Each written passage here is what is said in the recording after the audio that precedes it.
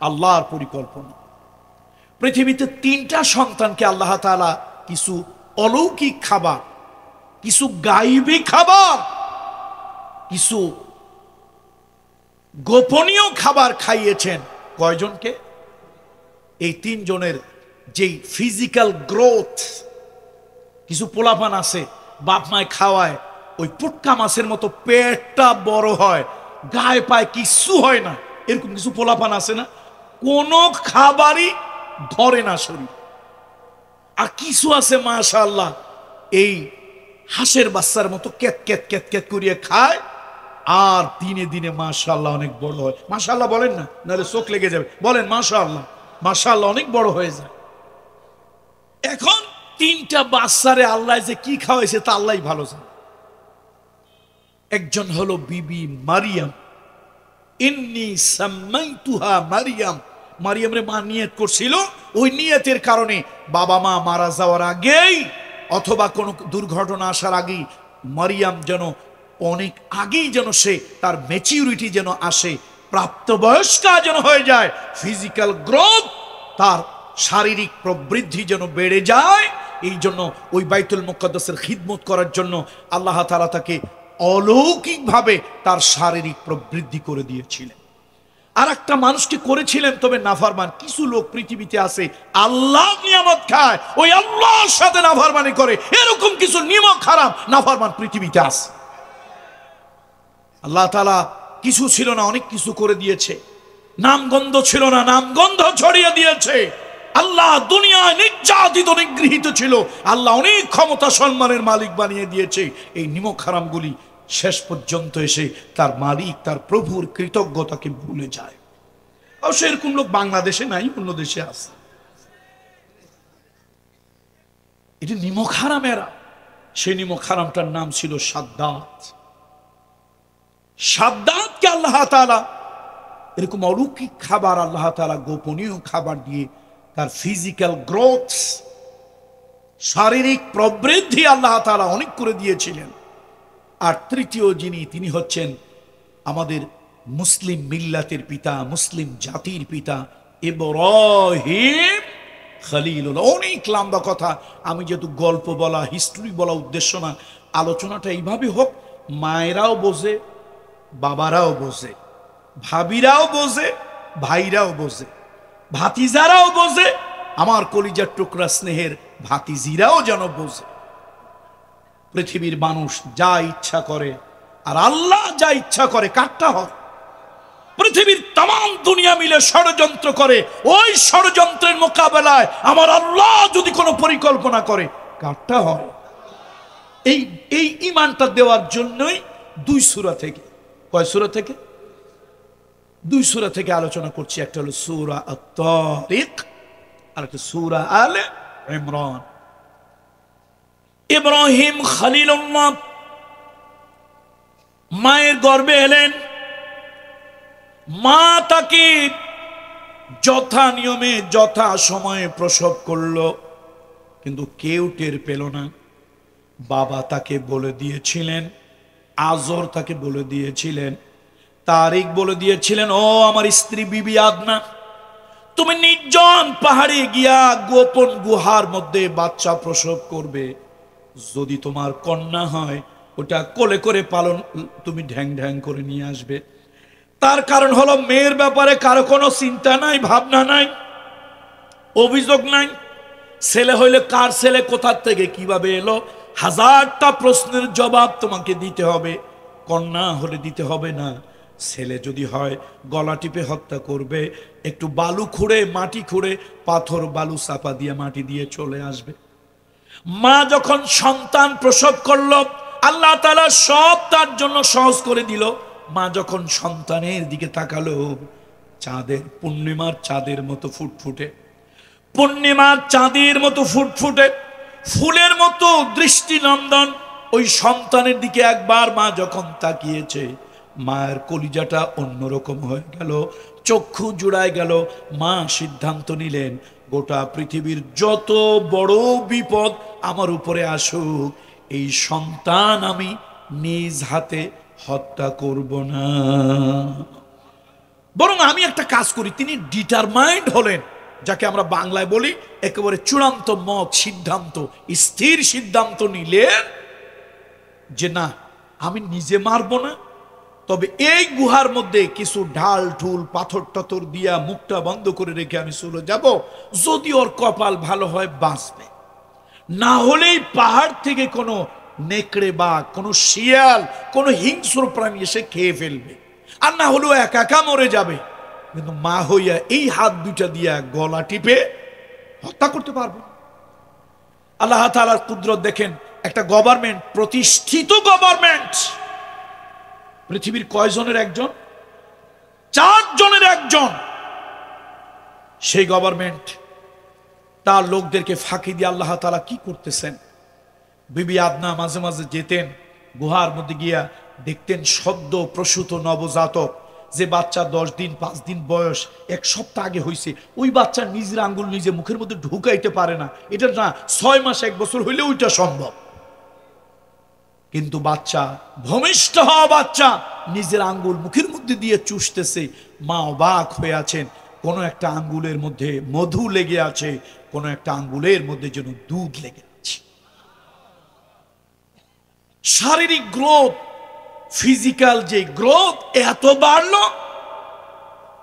1 মাসের ইব্রাহিম খলিলুল্লাহকে দেখলে 6 মাস মনে হয়, 6 মাস বয়স যখন হয়ে গেছে মনে হয় যেন 18 মাস 2 বছর হয়ে গেছে। এরপরে তিনি বাড়ি নিয়ে আসলেন। গভর্নমেন্টের এত কর্মী বাহিনী, কেউ সন্দেহই করলো না যেটা এই বছরের বাচ্চা। এই ঘটনা যে বছর ঘটেছে, অন্তত তার 4-5 বছর আগের বাচ্চা হলো ইব্রাহিম। এই জন্য এটা নিয়ে কারো মাথা ব্যথাই নাই। কিন্তু আল্লাহ তাআলার কুদরত দেখছেন, দুনিয়া চাইলো কি আর আল্লাহ চাইলেন কি? সেই সন্তান 3 এইজার। আমার যুবক ছোট ভাইরা, আমার সমবয়সী ভাইরা যারা আছেন এবং ভাতিজাদের উদ্দেশ্য করে বলি, কোরআনুল কারীমের ভিতরে, এই যে আমার সামনে কোরআন, এই কোরআনের মধ্যে আল্লাহ তাআলা একজন ব্যক্তিকে একটা জাতি বলেছেন। বলুন তো কয়জন ব্যক্তিকে? আচ্ছা, জাতি কয়জনে হয়? একজনে হয়। পৃথিবীতে একটা দেশ আছে, ওই যে কি যেন সমুদ্রের ভিতরে ব্রিটিশরা যখন 2য় অথবা প্রথম বিশ্বযুদ্ধ হয়, তখন সমুদ্রের ভিতরে তারা জাহাজ নোঙর করার জন্য একটা ব্যবস্থা করেছিল। সেই জায়গায় একটা দেশ আছে, ভুলে গেছি, আনানাসিদ।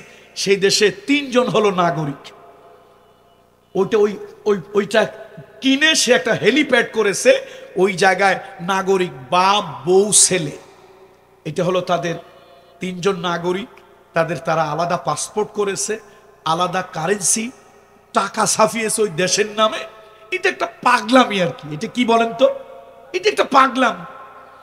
তো আমরা সাধারণ যেটা বুঝি, একটা জাতি হতে হলে তার একটা ভূখণ্ড লাগে, একটা রাষ্ট্র শাসন ব্যবস্থা লাগে, একটা ভাষা লাগে, একটা সভ্যতা সংস্কৃতি লাগে, অন্তত হাজার হাজার লক্ষ জনতা মিলে একটা জাতি হয়। অথচ এই কোরআন আমার হাতে দেখেন, যে কোরআন, এই কোরআনে পৃথিবীতে একজন ব্যক্তিকে একটা নেশন, একটা উম্মা, একটা জাতি হিসেবে আল্লাহ স্বীকৃতি দিয়েছে। সেই একজন, ওয়ান এন্ড ওয়ানলি একজন ব্যক্তি হলেন ইব্রাহিম খলিলুল্লাহ।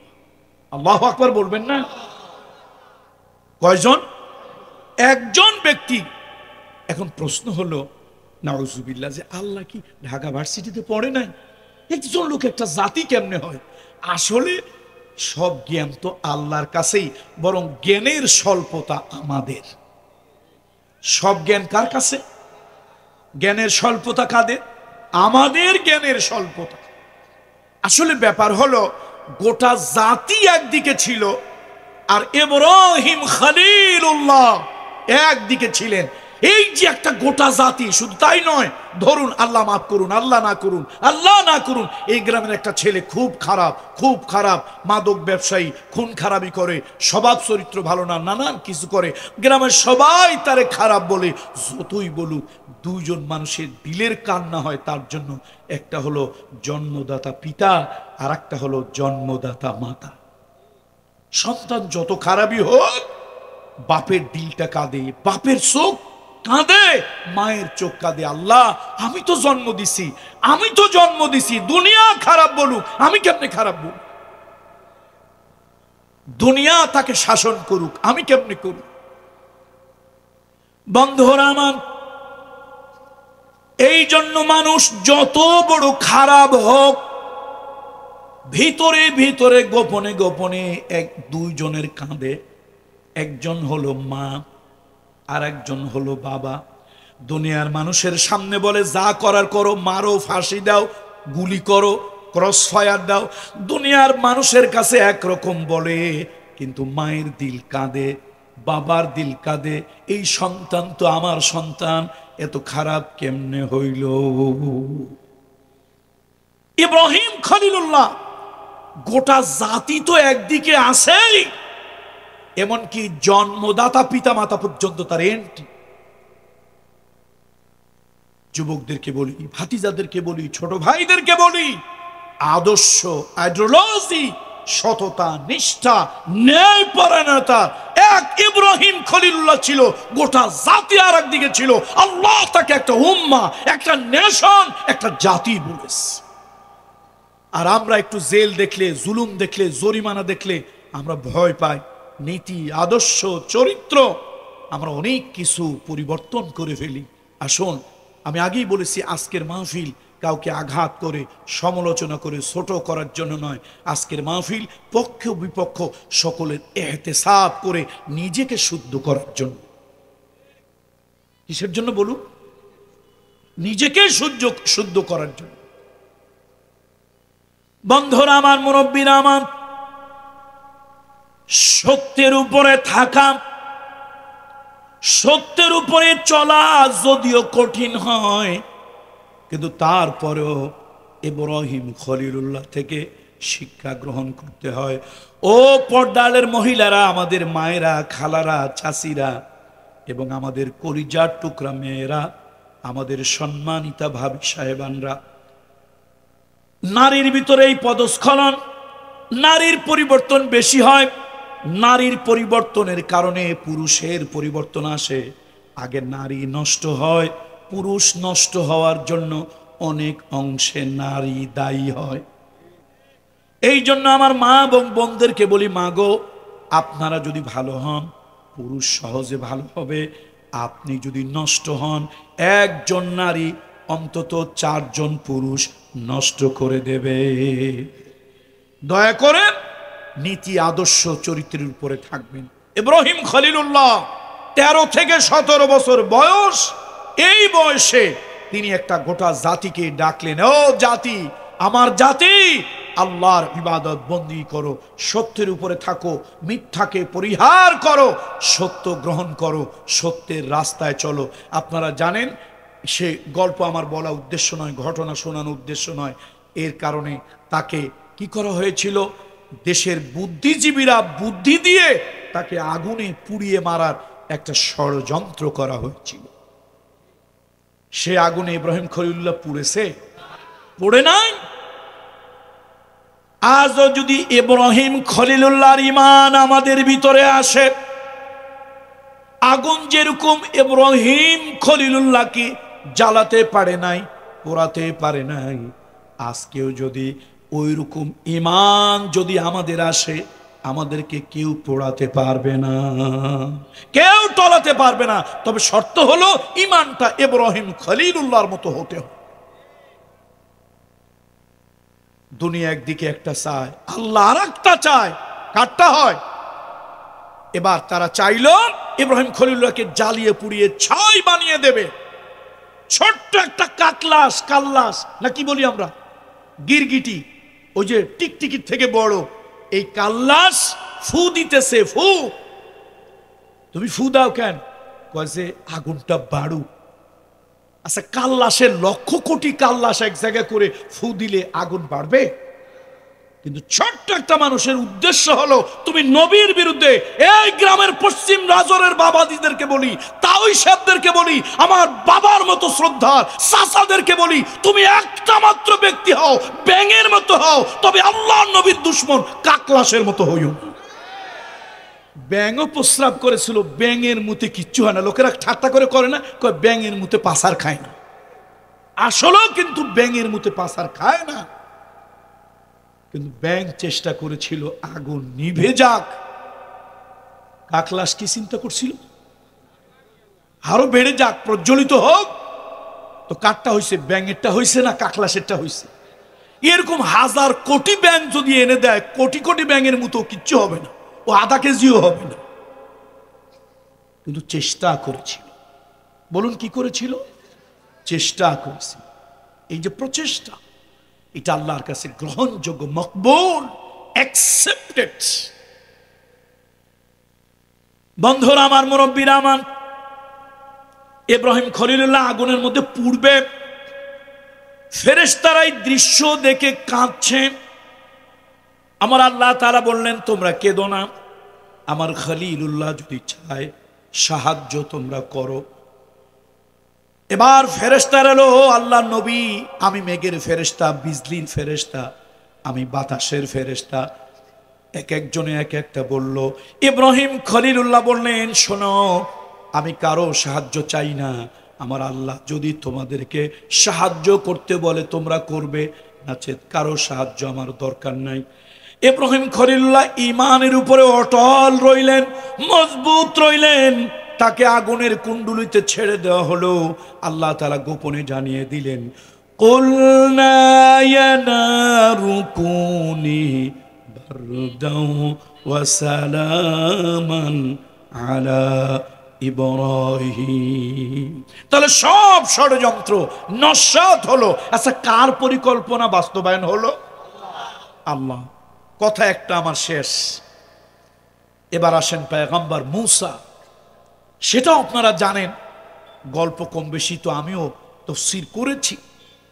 মূসা আলাইহিস সালাম এই পৃথিবীতে আসবে ফেরাউন বাধা দেওয়ার জন্য। ভালো করে শোনেন, ফেরাউন পৃথিবীতে মূসাকে আসতে দেবে না। 25,000 বনি ইসরায়েলকে হত্যা করেছে, জবা করেছে। Can you imagine it? আপনি কি কল্পনা করতে পারেন একটা ব্যক্তির ক্ষমতা টিকিয়ে রাখার জন্য কতগুলো লোক হত্যা করা হয়েছে? কোরআন হাতে দেখতেছেন। কামরুল ইসলাম সাইদের কথা ভুল হতে পারে, আরেক মৌলবীর কথা অসংলগ্ন হতে পারে, আরেক হুজুরের কথা অবাস্তব হতে পারে, কিন্তু কোরআনের কথা কি অবাস্তব? কোরআন বলেছে এক ফেরাউন, তার নাম ছিল রামেসিস। নাম কি? সেই রামেসিস শুধুমাত্র তার ক্ষমতাটাকে টিকিয়ে রাখার জন্য মূসা নামক অথবা পয়গম্বর যেন পৃথিবীতে আসতে না পারে। সে আসলে তো মেয়ে হয়ে আসবে না, পুরুষ হয়ে আসবে। ইমাম কি মেয়ে হবে না পুরুষ হবে? অবশ্য বাংলাদেশি মুসলমানদের জন্য ইমাম মহিলা পুরুষ কোনো সমস্যা নাই। আমেরিকার লোকও বোঝে, নারী বিগত 240 বছরের ভিতরে আমেরিকা নারীকে কখনো নির্বাচন করেনি। নারী মা হিসাবে তার কদমে চুমা রাখা যায়, নারী বউ হিসাবে হৃদয়ের রানী বানিয়ে রাখা যায়, নারী মেয়ে হিসাবে কলিজার টুকরা বানিয়ে রাখা যায়, নারী বোন হিসাবে চোখের মণি বানিয়ে রাখা যায়, কিন্তু নারীকে নেতৃত্ব দেওয়া যায় না। 18 কোটি হাফ লেডিস মার্কা পুরুষ, আমরা তো তা বুঝি না। এ কথা কইলেই তো আপনারা হুজুরদেরকে খালি ফাঁসি দিতে চান। যারা নারীর ক্ষমতায়ন, নারীর ক্ষমতায়ন, নারীর ক্ষমতায়ন বলে 240 বছরের ভিতরে তারা কয়বার নারীরে প্রেসিডেন্ট বানিয়েছে? শুধু একবার তো নাই।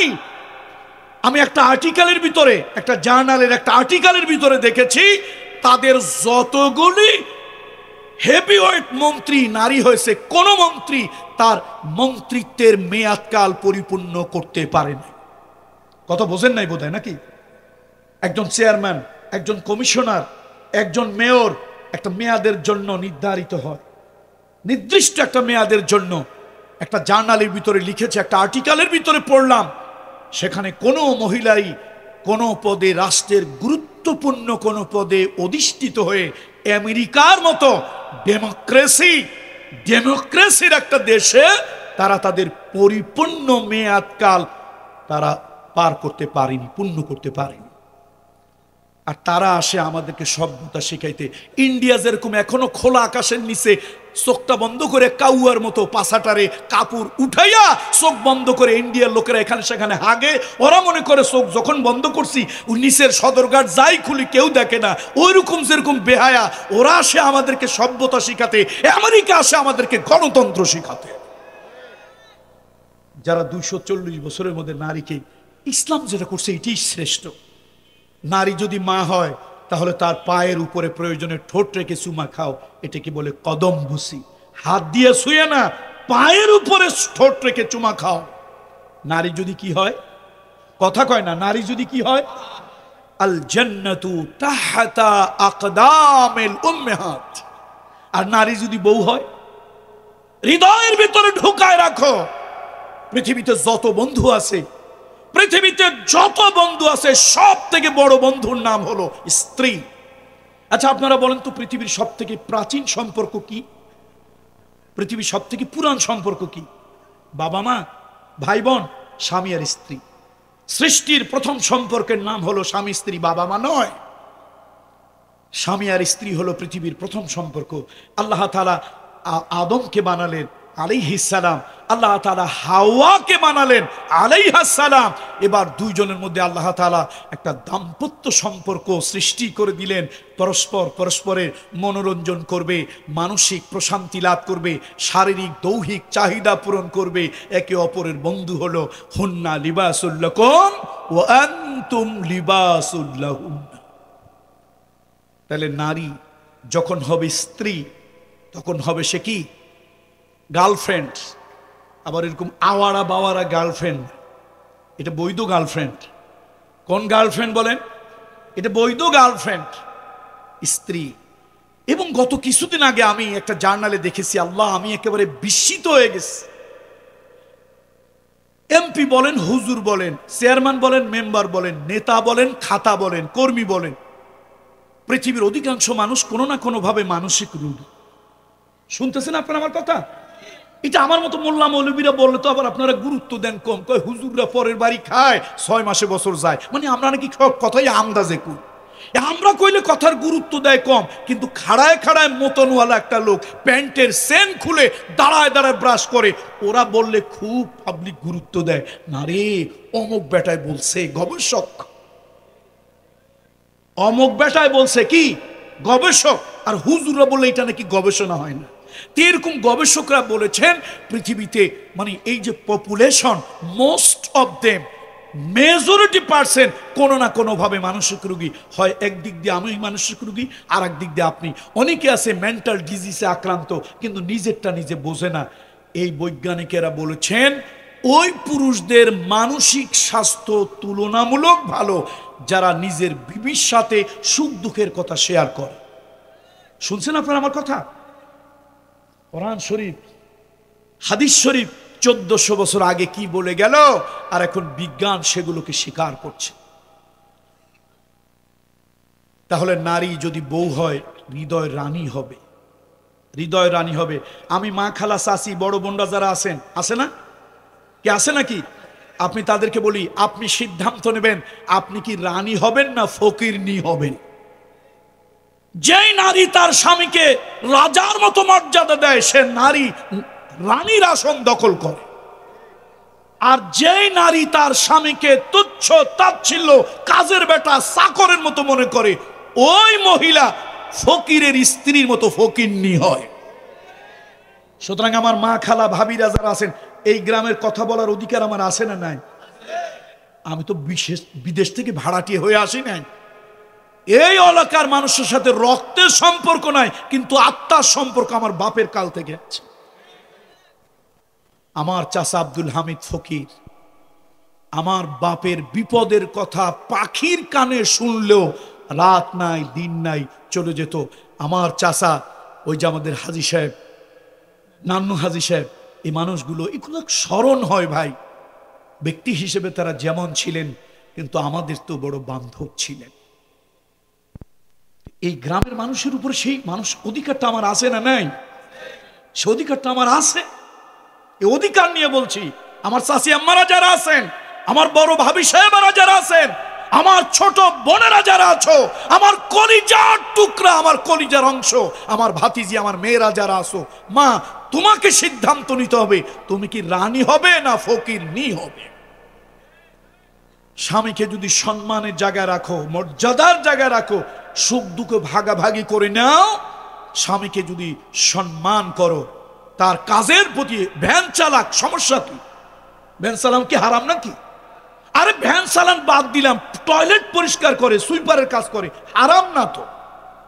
তোমার স্বামী কাজ করে এসেছে, জামাটা ঘামে ভেজা, তুমি আগে জামাটা খোলো। তোমার ঘরে এয়ার কন্ডিশন, এসি নাই, ভাঙ্গা একটা পাখা আছে, জামাটা খোলো, জামাটা খুলে নিয়ে যাও, আলনা এক জায়গায় রাখো, এবার পাখাটা দিয়ে একটু বাতাস দাও। তোমার ঘরের আমেরিকা, ইংল্যান্ডের, তারপরে ফ্রান্সের দামি দামি গ্লাস, দামি দামি কাঁচের গ্লাস নাই, আর তোমার ঘরে 5 টাকা দামের প্লাস্টিকের বাটি আছে, এক বাটি পানি এনে স্বামীর হাতে দাও।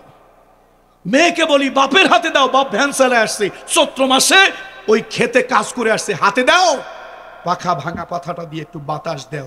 এই যে পুরুষটা সারাদিন গাদার মতো খাটছে, মাথার গাম পায়ে পড়ছে, এই যে ঘরে এসে বউ একটু ভালো ব্যবহার করছে, মা একটু ভালো ব্যবহার করছে, মেয়েটা একটু ভালো ব্যবহার করছে, একজন গায়ের ঘামালা গামছাটা গেঞ্জিটা খুলে নিছে, আরেকজন সেরা শার্টটা খুলে নিছে, আরেকজন এসে একটু বাতাস দিয়েছে, একজন এসে একটু পানি দিয়েছে।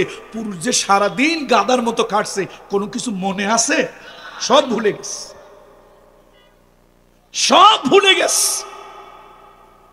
আর এখন আমার মা, চাচি, খালা, আমার বোনেরা, আমার ভাতিজিরা ঘরটাকে জাহান্নাম বানিয়ে দিয়েছে। ঘরের মধ্যে ঢুকলেই প্যান পানানি, জ্ঞান গানানি, এইটা নাই ওইটা নাই, এই হইছে ওই হইছে, হাজারটা কথা, হাজারটা অভিযোগ। সুতরাং সিদ্ধান্ত নারীকে নিতে হবে, সে রানী হবে না চাকরানী হবে। তাহলে যেই পুরুষেরা কার সাথে কথা বলে, কথা বলেন না কেন আপনারা? যেই পুরুষেরা তাদের দুঃখ কষ্ট আনন্দ বেদনার কথা স্ত্রীদের সাথে শেয়ার করে, বৈজ্ঞানিকেরা, মনোবিজ্ঞানী, মনস্তাত্ত্বিক চিকিৎসা যারা দেয়, সাইকোলজিক্যাল হয়ে যারা মেন্টাল ডিজিজের রোগীদেরকে চিকিৎসা করে, একটা জার্নালের ভিতরে, একটা আর্টিকেলের ভিতরে দেখলাম, অবাক হয়ে গেলাম, সারা দুনিয়াকে অবাক করে দিয়েছে এই গবেষণা। তারা বলেছে ওই পুরুষদের মানসিক স্বাস্থ্য সব থেকে ভালো। কোরআনের কথা মানেন, তবে দায় ঠিকই। একজন পেটের ভাত জোগাড় করার জন্য হাঁটে, আর একজন পেটের ভাত খরচ করার জন্য হাঁটে। হাঁটে দুইজন, একজন ভিক্ষার থালা নিয়ে, ভিক্ষার ঝুড়ি নিয়ে হাঁটে, 4টা চাল দাও, খয়রাত দাও, ভিক্ষা দাও পেট ভরার জন্য। আরেকজন পয়সাওয়ালা খাইছে, ডাক্তার কইছে 3 বেলা যদি না হাঁটো, সকালবেলা খাবার টোস্ট, দুপুরবেলা খাবার ডিমের পুস, রাতের বেলা খাবার 1 কাপ জুস, খাবার শেষ। তাই খাইয়া কত পেটের মধ্যে গোদ্রা গুদ্রি মোরামুরি এগুলো করিয়া তারপরে। অথচ ইসলাম বলেছে, আল্লাহ রসুল বলেছেন, সকালে খাও বাদশার মতো। সকালের খাবারটা কি হবে? সব থেকে দামি হবে, ভারী হবে, রিচ ফুড। সকালে খাও রাজার মতো, দুপুরে খাও প্রজার মতো, রাত্রে খাও ফকিরের মতো। মানে তোমার খাবার সব থেকে ভালোটা হবে সকালে, এরপরের খাবারটা হবে দুপুরে, আর যত কম পারো তত খাবার রাত্রে। মানে ফকিরের মতো খাবার। তাহলে তুমি হেলদি অ্যান্ড ওয়েলদি হবে, সুস্বাস্থ্য হবে। কোরআন হাদিসের কথা আপনারা মানেন, তবে দায় ঠেকা। রাষ্ট্রে মানলে রাষ্ট্রে উপকার, শরীরে মানলে শরীরে উপকার। এখন ডায়াবেটিসের ডাক্তারদের কথায় আমাদের কোরআন হাদিস আল সুন্নতের কথা গুরুত্ব দিচ্ছেন। রাষ্ট্রীয়ভাবে আপনারা মায়ের খাইতে খাইতে যখন শেষ হয়ে যাবেন, তখন বলবেন না এই মত ওই মত, এই দল ওই দল, এই মতাদর্শ ওই মতাদর্শ, সব দেখলাম পাগল রে, কোনোটায় শান্তি নাই। শান্তি আছে ইসলামে, শান্তি আছে কোরআনে। এই জন্য দিনের বিধানগুলি ভালো না খারাপ, যা হোক। মুসা আলাইহিস সালামের কথা মনে আছে তো? পয়গম্বর মুসারে আসতে দেওয়া হবে না।